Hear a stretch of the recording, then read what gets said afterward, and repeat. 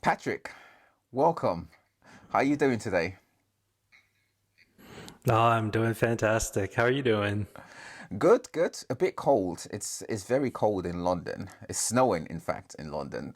So I'm doing my best to stay warm. I think I saw something about that on Twitter. It's pretty rare there, right? Yeah, it's normally at this time of the year it gets cold, but snow is pretty rare for us. But yes, it snowed the last day or two, and I think it's scheduled to snow again at some point this week. If not tonight, then tomorrow and Friday and all Friday. But yeah, doing my best to stay warm, and I don't want to get ill for the Christmas meal.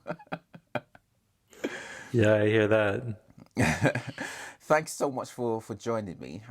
It's your first time on the podcast, and as I like to do with all my guests, I like to ask all my SEOs how they got started in SEO. So I want to take you back to the very beginning, and tell us, how did you get started in SEO? Oh man, I'm so old. I was a web developer for a while, and basically I got asked about this SEO stuff, which I'd already looked into for some of my own websites, some of my properties, and even some of my like freelance clients back then. I was kind of doing it anyway, but when a job I was working at, 2008, 2009, they asked me to like seriously take a look. I did. I went deep and then I got hooked. So web develop, that's a really interesting background because most SEOs I know, they get into it almost by accident. I like to say SEOs, SEO found SEOs. But in your case, as a web developer who has someone who has a web developer background, how is it doing SEO with that web developer mindset in place?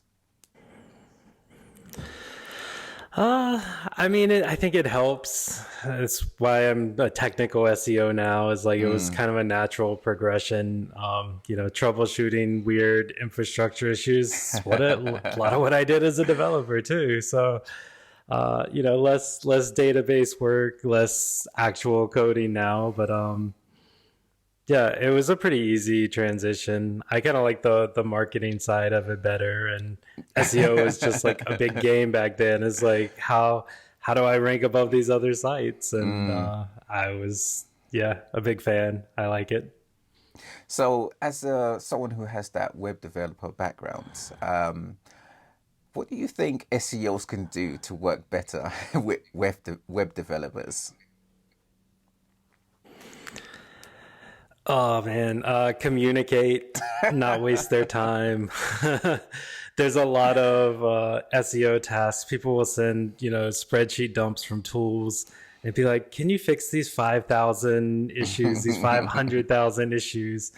And any dev is going to be like, "What the hell? No, like, what is this?" Yeah. So just going after the things that matter, or not just sending over spreadsheets helps a lot, or just talk to them.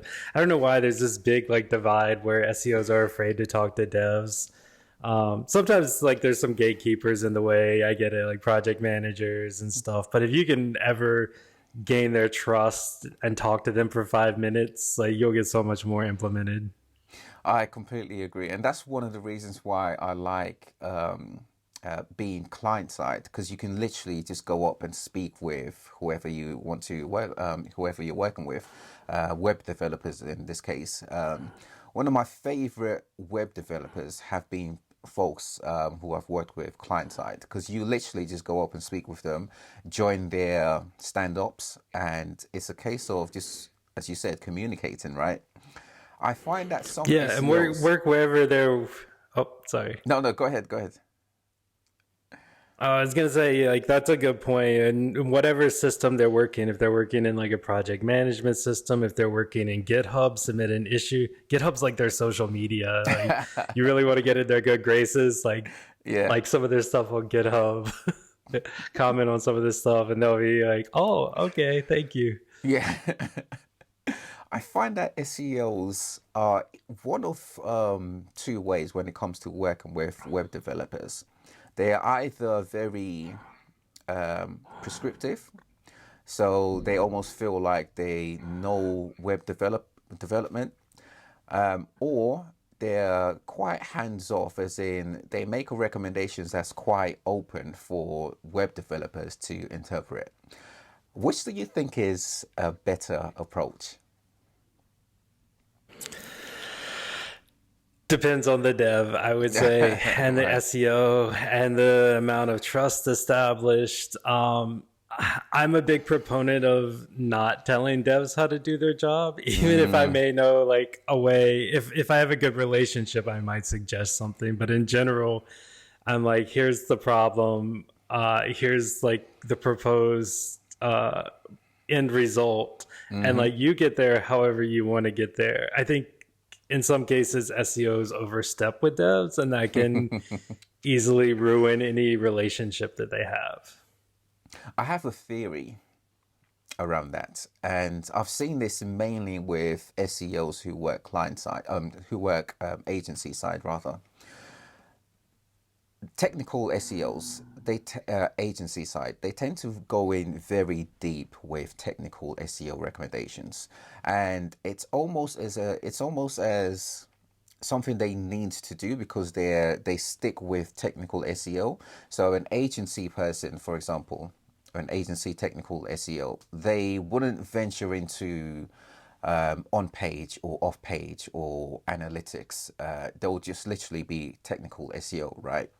And because of that, they have no option but to delve into it.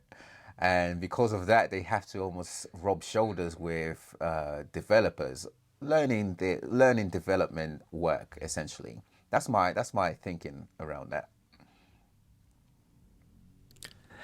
Yeah, I mean it can be that way, and like if that's all your agency is doing, you're probably gonna struggle, I think, in a lot of cases, because yeah, there's only so many technical tasks that really matter and that are really going to make a difference. And after that is like content, it's marketing, it's links.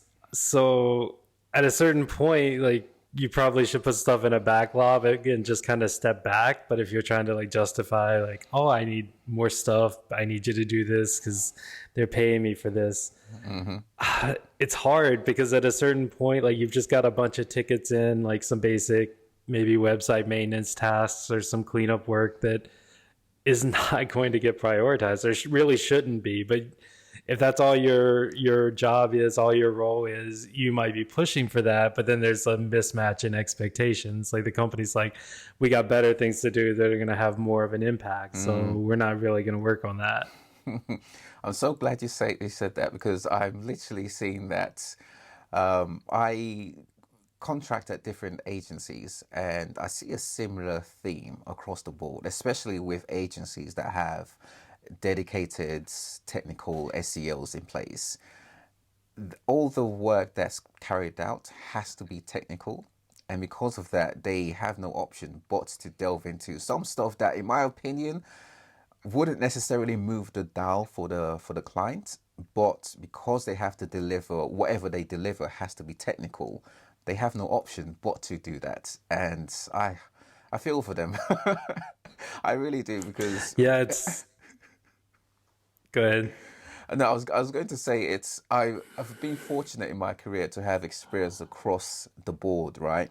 And I've always focused on I've always found that the SEO that's carried out is dependent on what the client or what the brand needs. But with some agencies, they don't have this, or some SEOs at agencies, they don't have this luxury, and it's a shame because I feel they can do so much more for their clients, but they're stuck with whatever their title suggests they have to focus on.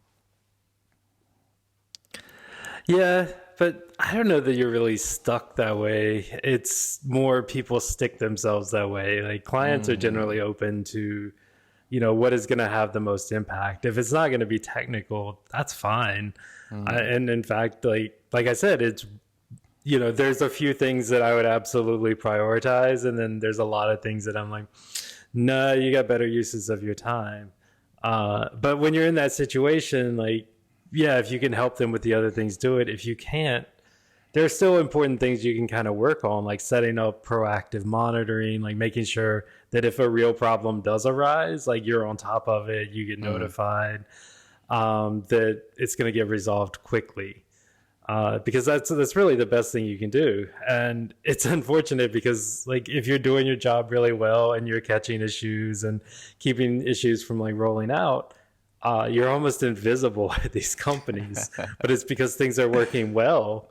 But that's a difficult place to be in if you're if you're a consultant for a business, because they're like, well, what are we paying you for? Well, you're paying me in case something does break or to keep things from breaking. But like that's not as visible as like, oh, I wrote this blog post and it got 1 million hits and got shared virally and blah blah blah. Yeah, it's not as sexy, is it?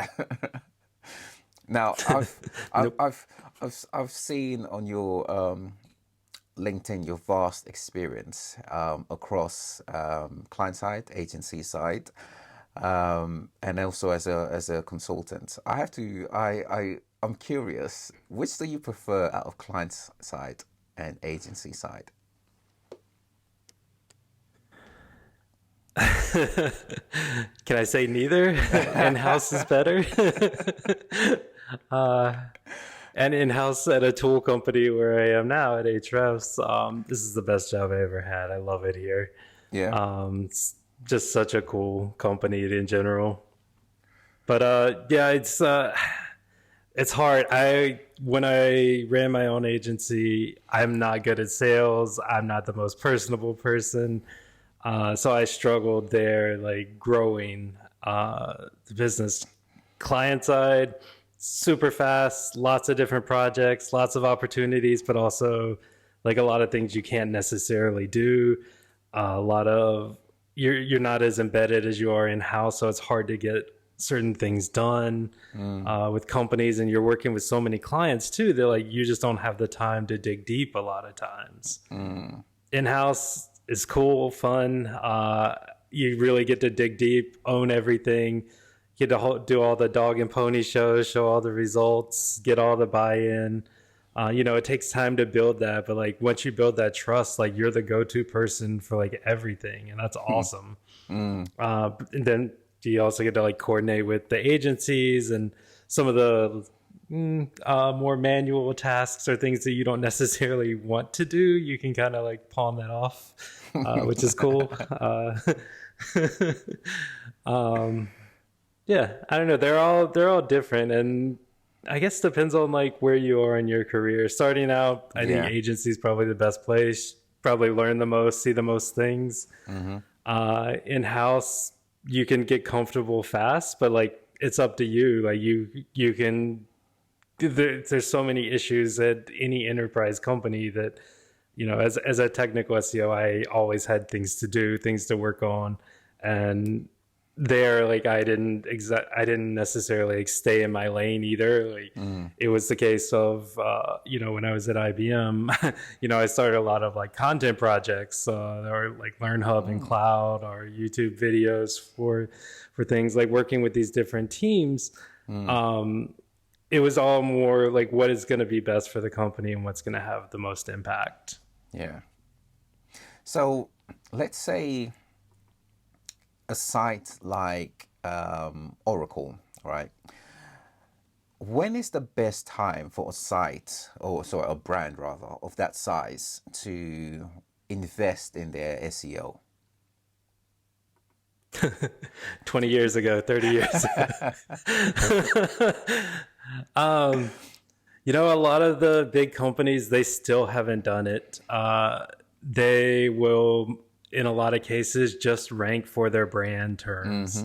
And that's it. I recently did a breakdown of Apple.com, and most of Apple only ranks for Apple-related terms. It's a little different with their App Store, but they're still ranking mostly for other people's brands and very few unbranded terms. So even the most valuable company in the world really has not in my opinion, sorry for anyone who works at Apple, in my opinion, has not really bought into SEO and not really captured the market that they could have.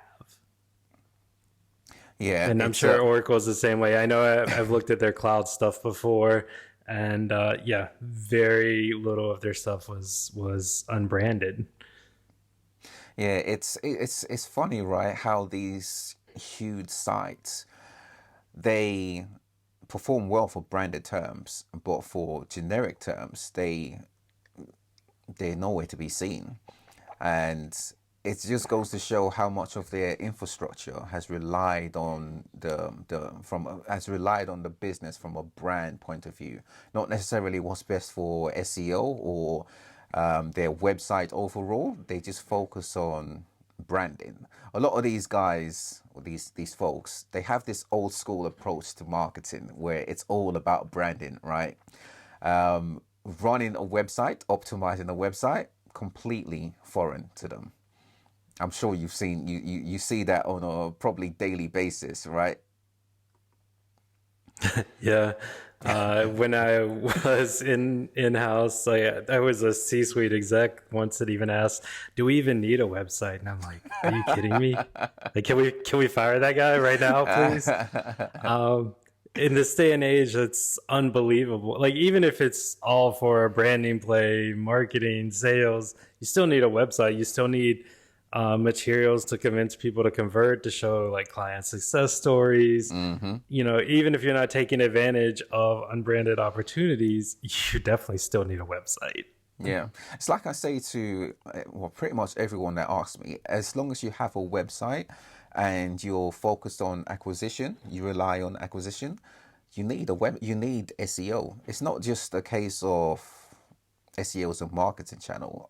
It's more than a marketing channel, right? It's a development channel. And as long as you have that site that you want to acquire users to or from, you pretty much need to have your SEO in place. And the unfortunate aspect with a lot of brands, especially big brands, is they don't realize this until there is an issue, an algorithm release or an update, and then they see their traffic plummet, not just for generic terms, but they see that they're losing market share for branded terms. It's only then they see that, oh, SEO is something that we really need to pay attention to. What do you think business leaders can do, or in fact, what do you think SEOs can do to help business leaders understand the value of SEO just a bit more?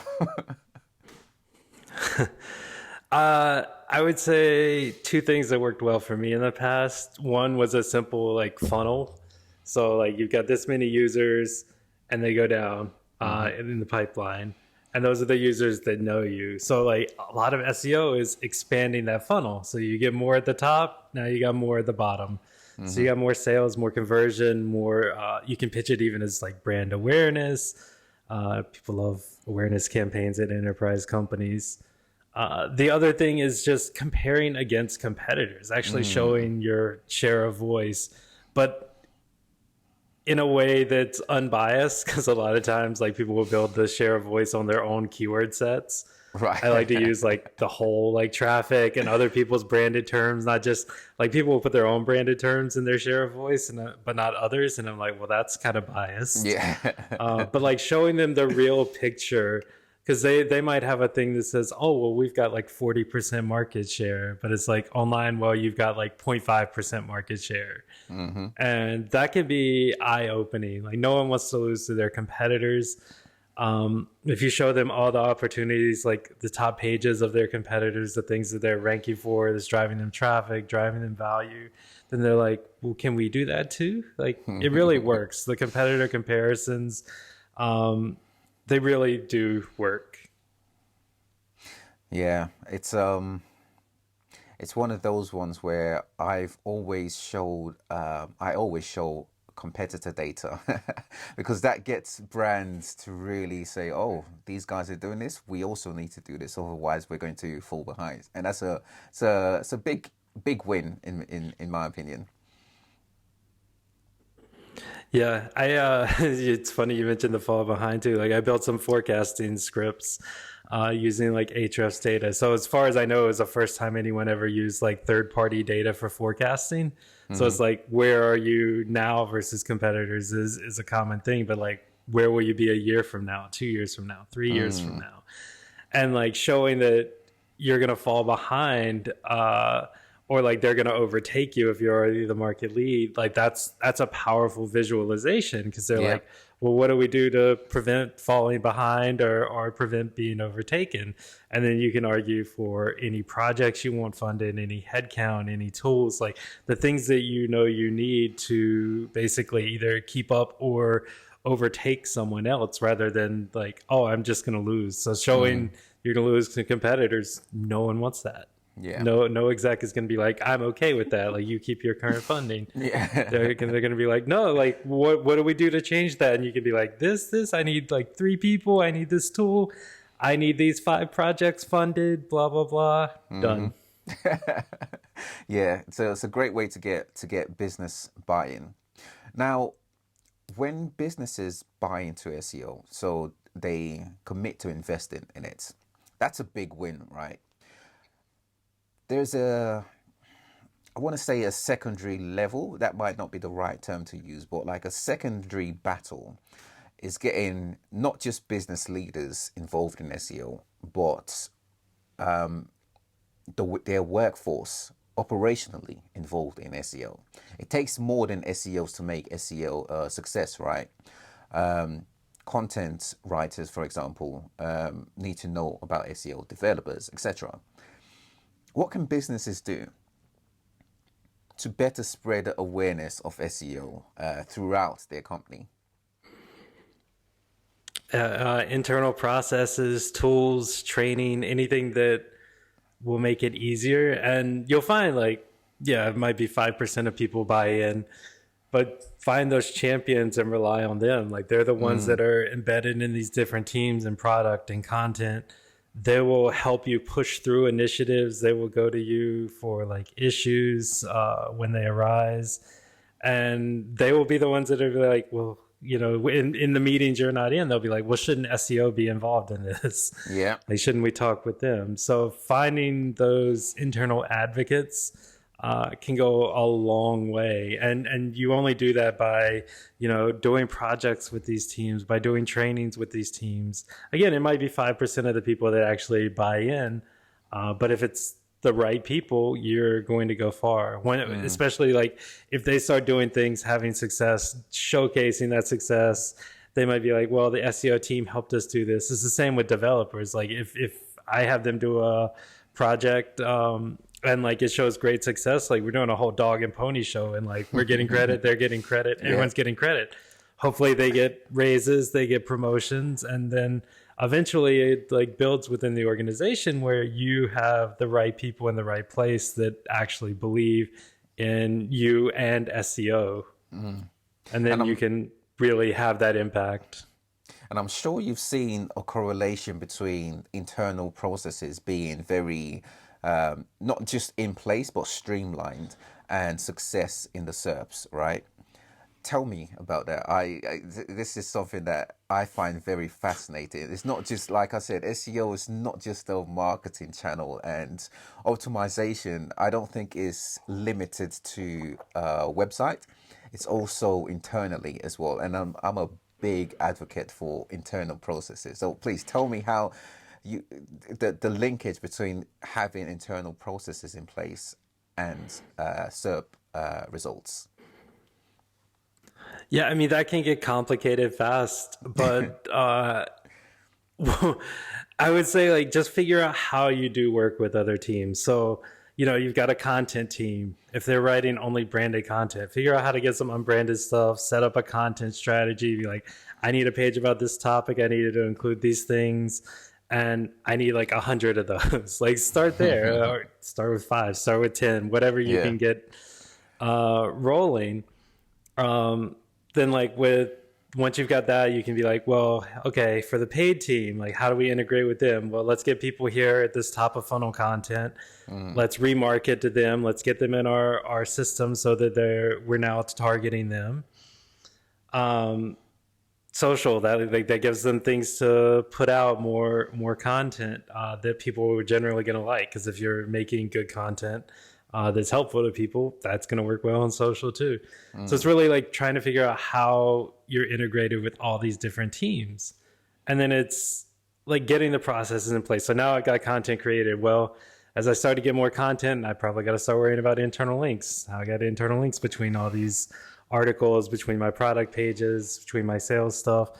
Now you got to figure out all that out, and that's more teams, probably some developers involved at this point. And then just like eventually you've got content going out. You're like, well, we need to update some of this content. Things change. Maybe we need to iterate. I only ranked on page 2 with this. Maybe we can add some more expertise, some insights, find some product experts within the company. Let's start including screenshots of our actual products, or like having an expert review this, add their own insights, make sure we didn't say anything stupid. So it's a whole process that I think everyone kind of goes through, and it's always a lot of the same things. But it's in any big company, it is basically if you want success, it's not doing anything fancy, anything new, chasing algorithms. It's doing the basics like better than anyone else is doing them. That's all you've got to get right. Like, it's some very basic tasks, create content, update content, internal linking, and you're going to be more successful than most of your competitors. I completely agree. And it's a case of a lot of the times, businesses are not necessarily aware of SEO to the level they should be, because SEO, even as a digital marketing channel, is still very new. Social is newer than SEO, but SEO is new and a bit obscure. So I find that brands or business leaders at brands, they tend to shy away from SEO. And because of that, SEO is the one marketing channel that's very isolated. All of the marketing channels, think of social, for example, they work very well with all the different departments. They have to, right, to create the campaigns.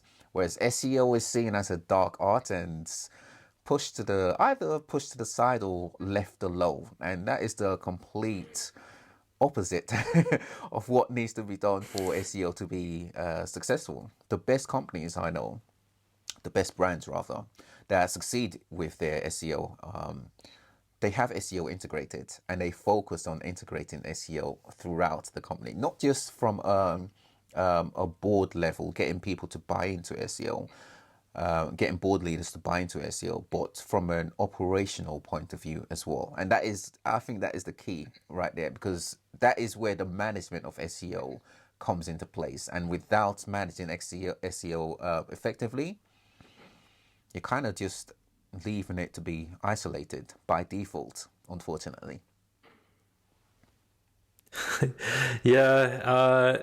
There's also an interesting phenomenon that happens based on like maturity models that a lot of enterprise companies kind of base their things on. And they'll skip a lot of basics. So they like skip the whole Right, middle yeah. section of getting processes in place and doing the basics. And I've seen so many big companies that are like, oh, well, we do like 10,000 A/B tests like every month, blah, blah, blah.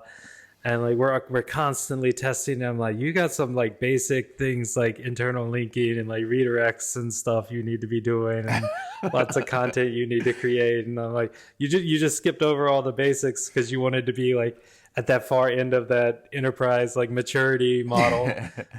So now you're testing and iterating on things that don't matter when you've got basic stuff Basic things, yeah. forgot to do. That's the operational aspect of it, right? If they only had that in place effectively, they could solve that. Yep. You mentioned content there, and it made me think of the way people think of content. Everyone has their view of what content is, especially depending on the page. So a PLP, everyone will say whatever's on the page is content. Others have the point of view that content has to be 400 piece of words on a page, or is it 750 words an article? Content is an article. What is your view of what content is? It's everything. It can be a video, it can be a PLP. Even when arguing with a lot of e-commerce websites, I'm like, your products are your content. Like, if you don't have the right facets that people are looking for, if you don't have the right product mix, if you don't have some of the most popular products, you're probably not going to rank versus someone that does have all that. So all that is content. Even features of that page. So like, let's say a competitor has reviews on their like a category page where they've got like 50 products. Someone has reviews, you don't. Well, they're probably a better page than you are. They got price and you don't. Better page than you are. All that is content, but also like features of the page. So products, facets, features, everything's content. Yeah, totally agree. It really depends on the industry, right? The industry, and also what the user is expecting. The user in the industry is expecting. PLP, for example, that is content. Whatever's on the page is content.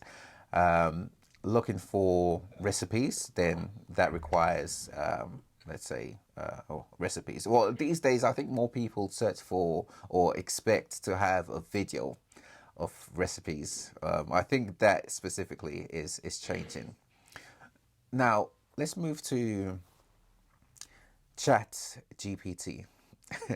And I've been very, very interested in Chat GPT. Do you think it can replace Google? For some things, possibly. From what I've seen, is pretty good at like quick summarization. For other things, probably not. It's still one of those things where it's getting facts wrong or just completely making up facts. There's no real expertise or new insights coming out of that. Not yet. I'm sure they'll work on stuff like that. But sometimes it's nice to just read posts from someone that like has the domain knowledge, that has real expertise and insights to share. For a lot of basic queries, like a lot of head terms, a lot of what is informational stuff, I don't know if it'll replace Google, but could be an interesting alternative. Simply because for me, if I go read through like what is something, probably all the 5 first posts are going to say mostly the same thing. Right. SEOs have kind of ruined that in a lot of cases. That's why I was laughing, because I was just thinking, all of those will be optimized. Yeah, and they're all going to be like, these are the same headings and these are the same points, these are the same facts. Yeah. So if you can give me a quick summary of that, like a Cliff Notes version, absolutely. But for more in-depth stuff, for more when I'm diving deeper, still no, and not sure that it ever really will.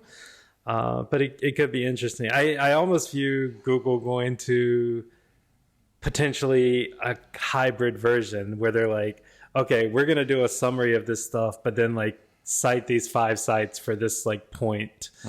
Here's the definition of this thing, and it's like, or like 3 or 4 definitions from different sites. And again, like going to more of a summary view, because for a lot of queries, that's totally fine. As a user, that's totally fine.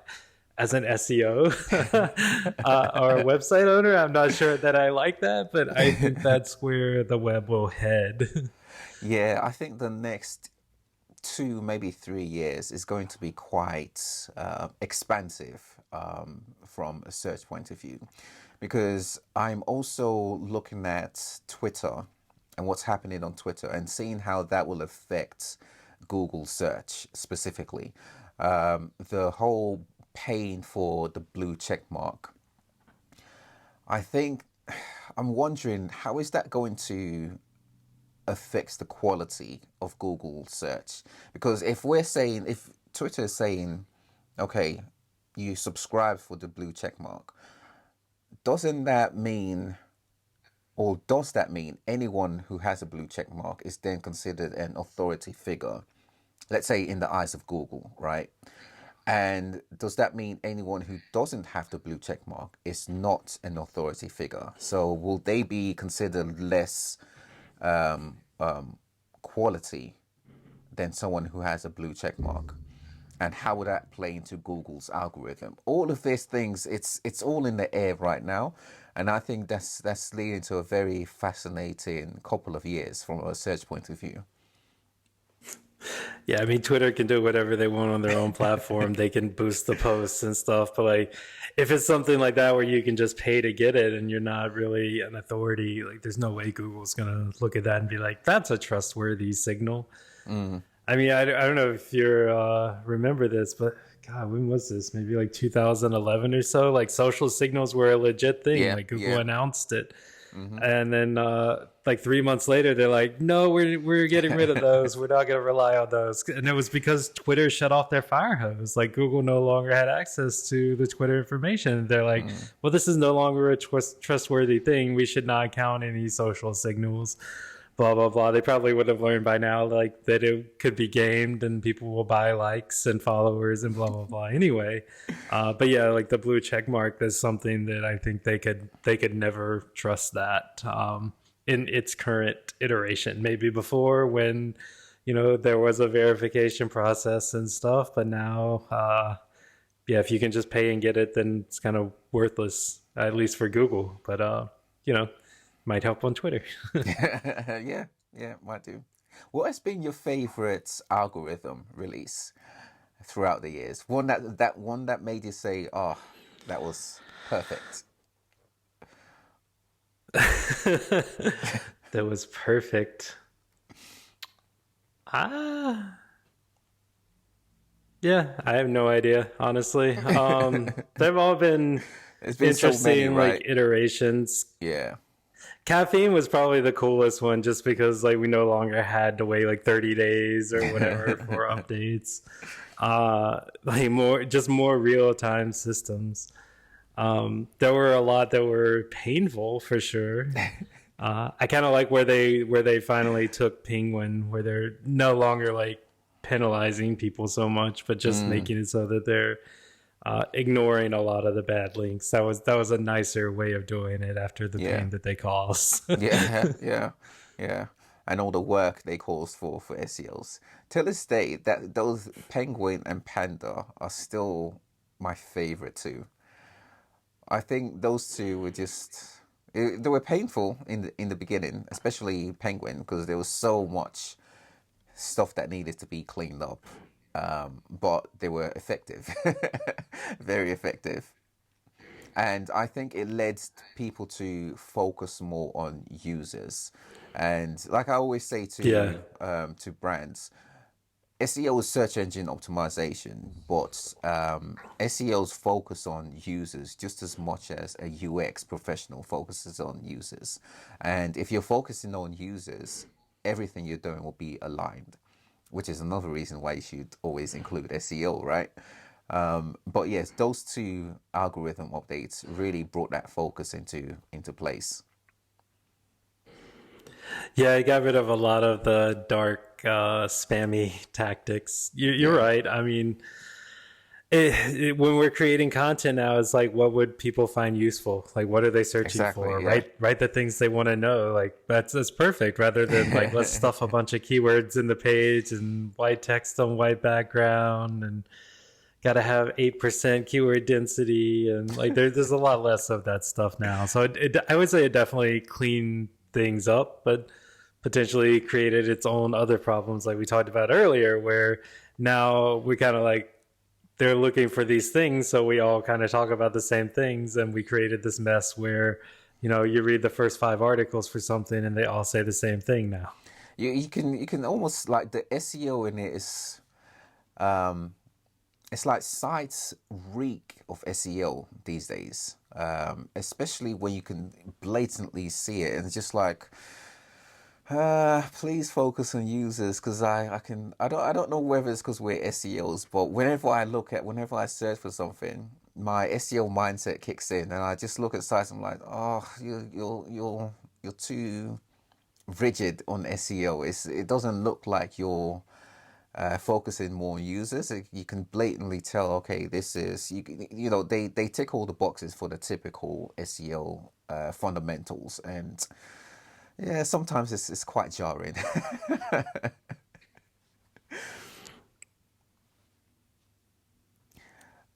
Yeah, I don't have anything to say to that. You're right. I still have this thing where I Google stuff just for fun. Um, yeah, whatever keyword comes into mind, especially if it's something I'm unfamiliar with, I like to just have a look and see how the SERPs are. But that's just something I do for fun. It's a Sunday activity.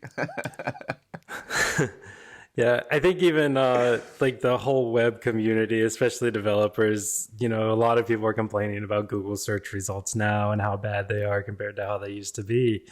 And I think a lot of that was caused by SEOs, and we're just Yeah. kind of ruining certain things. I'm one of the ones that absolutely will append Reddit to queries when I'm searching for products, because I will trust the people on Reddit, or like go find a Discord community or something where I feel like the real experts are. Whereas if I go to Google, I'm like, well, it's whatever's paying the most affiliate revenue, and a lot of like high level information. Whereas I don't know that I don't, I will go and read those, but like I will take all of those with a grain of salt, and then go look for people that this is their hobby, this is what they do, they're in this like every day.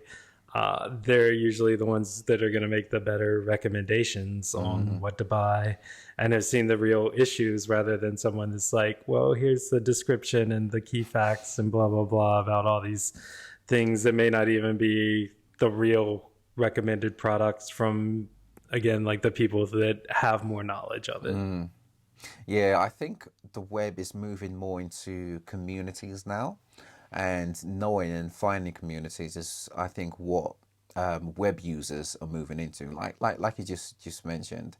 Um, yeah, no thanks to SEOs, unfortunately. It's going to be interesting because as it does more of that, we're back to like the 90s with the walled gardens, where everyone's trying to keep you on their site more. And even Google is taking a lot of SERP real estate for things, especially in the e-commerce space now, where it's like, I don't know, that really could force people off of Google if they go too far. And with any of these communities, if they just try and keep people there, we might have lawsuits, and we might have breakups of stuff that we really have not seen in quite a while. Yeah, it's the advertise or news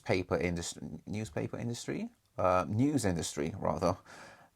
They've really went at Google, right? They've battled Google extensively, and you're right. We might see more of that coming into place. I Yeah, I still use Google by default. I've tried DuckDuckGo. I've also tried Bing and Yahoo. Um, but yeah, Google, I don't know. I think it's the aesthetic of it, maybe, that I prefer. But the results are definitely something that I've noticed, that it's almost as though I have an SEO lens on. Whenever I search for something, I could just see all the keywords in place, and it's just like, is this because I'm an SEO, or is it because I'm seeing what websites want me to see, as in they have good optimization in place, you know? And it's somehow, I don't know, it's difficult for me to distinguish the two.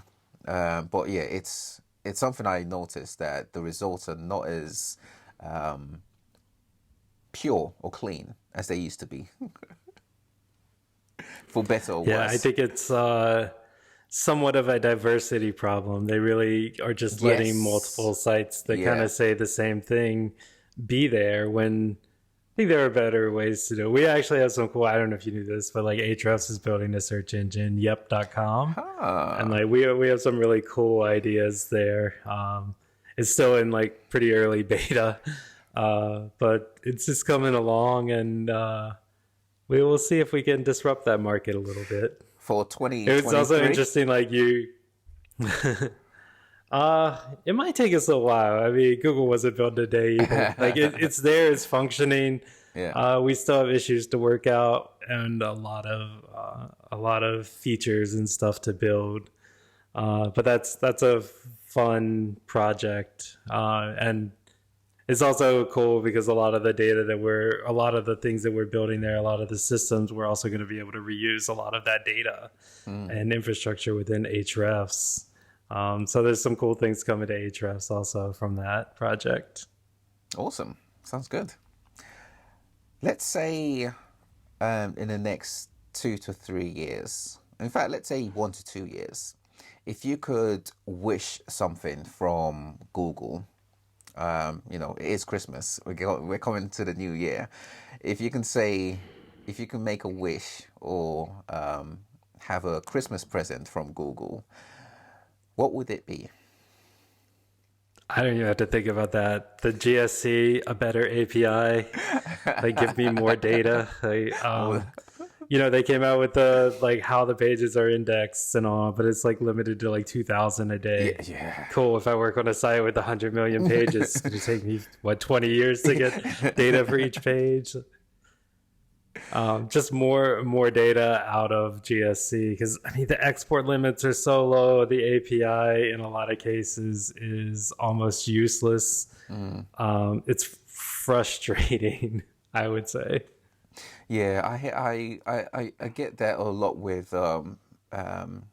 GA, and also even going to keywords, keyword planner, keyword data. It's the data is drastically gone downhill. It's unfortunate because something I used to do for fun was literally just use keywords, keyword tool as it was called back then, not keyword planner. The data set, the way they aggregate data is different, and I think keyword planner has gone downhill drastically. But that would be mine, having them either that or providing keyword data in GA, bringing that back. That would be, yeah, I think one of the two.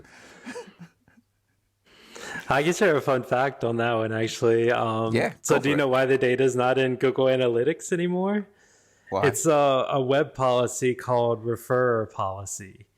And basically like that lets a site like pass like their full URL or partial URL or whatever they choose to different systems. And in Google's case, they are passing their referrer policy is set to origin. So they basically say this comes from google.com, and that's all the data you get. Whereas before you would get the whole URL, then they could parse out like what keyword was actually searched. So the reason the data is now not provided is simply because they were doing a thing to kind of keep that data out of people's hands, but also I think it's supposed to shut down some like security issues and that kind of thing too. Because yeah, that could easily pass like PII and in anything that someone searched. If they searched their name and their social security number, well, that could get passed to Google Analytics. So they've stopped a lot of that Right. stuff from going through. Ah, interesting. Yeah, I didn't think of it that way actually, from a data protection point of view. Yeah, that's never coming back.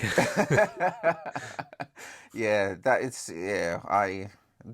When it was gone, it was just like it made life so much easier when we had it. But yeah, I didn't think of it from a data protection point of view. But I guess that could be a legit reason. But still, I want it back. Yeah, I would be fine, like, because they have the connector with GSC, but if you saw my study earlier this year, basically half the clicks just have no search term associated with them. So there's a lot of data that they're not providing there, Yeah, which big they're time. claiming data privacy, or a lot of long tails, a lot of things people search once or twice, or, not very often. Yeah. They're just not giving that. And that makes up so many of the queries. I mean, I can't imagine, like, if it's people searching once or twice for those and it's half the clicks total that aren't there, that's a lot of data that we don't have information on these long tail queries. I would actually love to see that so we could like bucket them, group them, etc. But I don't know that they'll ever provide us more. They have that data. They store it because they come up with that 15% of all queries are new queries. Yeah. So they have that. They're just not exposing it to us, which kind of sucks. Yeah, big time. But hey, workarounds, workarounds are here to stay, I guess, for SEOs. Now, for someone interested in getting into SEO, becoming an SEO professional, what would you suggest they do, or how would you suggest they go about that route to become an SEO professional? I mean, you either have to read or watch videos, I would say, like learn things. Google's documentation is pretty good. I know a lot of people several years into their career that still have not read Google's documentation, and that always surprises me. They're like, oh, they have documentation? I'm like, yes, they do. At Ahrefs, we create tons of learning stuff on our blog. We have like academies, so, like with courses to teach people SEO. We have the YouTube videos. If it's podcasting, if it's videos, if it's reading, whatever you prefer. I'll give a shout out to Aleda's learningseo.io. That's also a great website. She like categorized a bunch of different things, and it's kind of a whole like path that a lot of people will go down, or like just choose your own topic. And it's the same really with anything else. If you don't want to go structured, well, when you run into an issue, when you run into something, like Google it, read some of the articles, go look for some YouTube videos of it. One of the things that people try and do is, I think, learn too much too fast. A lot of people are like, I need to learn everything about SEO in my first 3 months, and they're going to burn themselves out like immediately. Yeah. A lot of us have been around a while. We've had time to dig deeper when we needed to.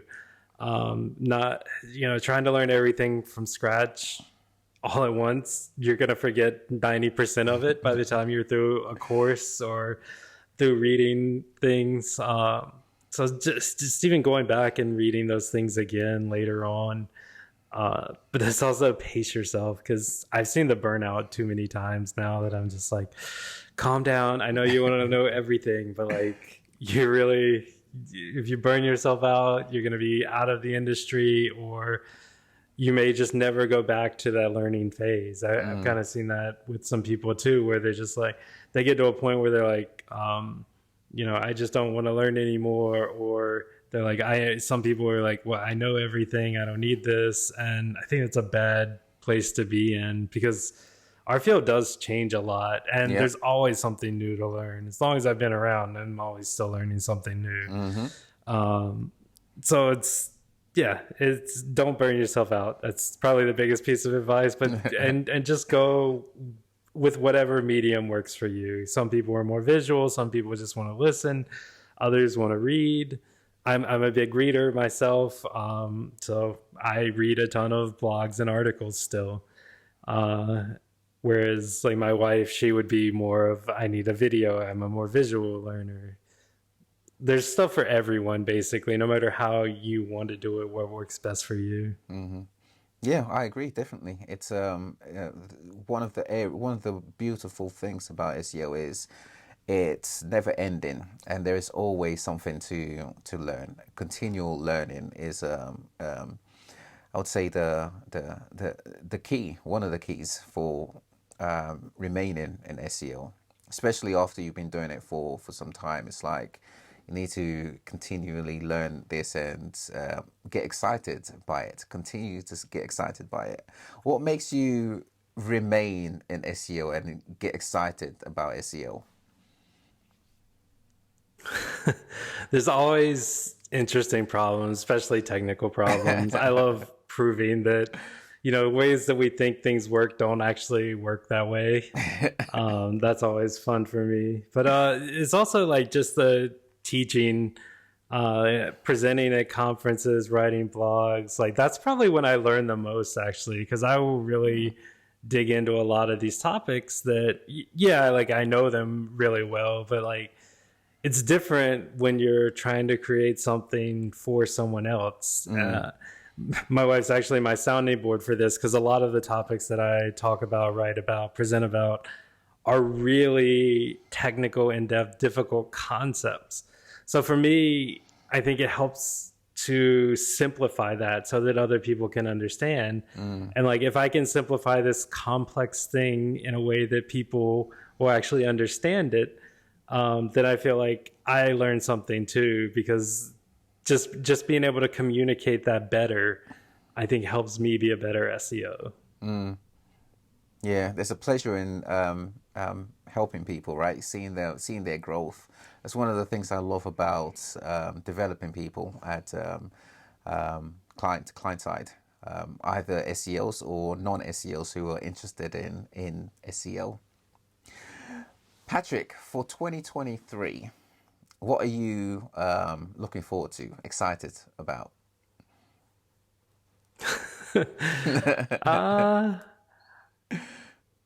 I would say the things I'm most excited about is I have some really cool data studies that I'm working on, that I think people are going to love for next year.